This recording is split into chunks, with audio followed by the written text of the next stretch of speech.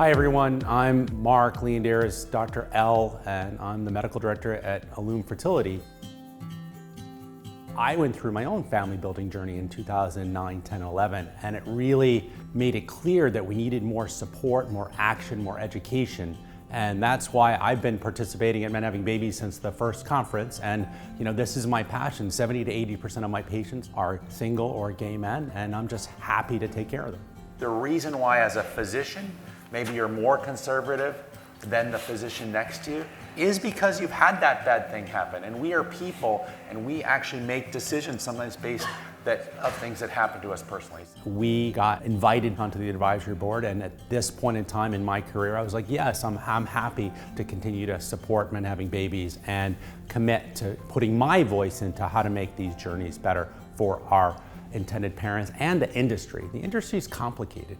If you take the next step and say, I really want to work with a donor that's willing to meet us, you're also going to get a chance to chat with her. And you're going to have the ability to say to your child someday, we met her. We felt like she was a good person, and we were so happy that she's going to start her family with us, and so on. Finding an egg donor, finding this special woman who is actually going to be part of your family forever, and focusing on what's important, not just what she looks like, but her family history, as well as her medical history, and then obviously the desire to be known, and thinking about your child interacting with that woman who's now in her 40s in the future and have siblings that might be out there. I think that is and should be the hardest part. If you have the opportunity to meet your donor, you should ask. You should say, in my family we got a little bit of that.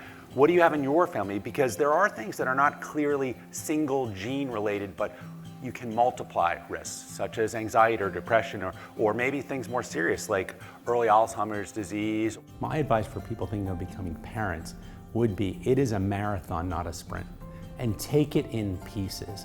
Do not be overwhelmed by the large amount of people that you need to help the process.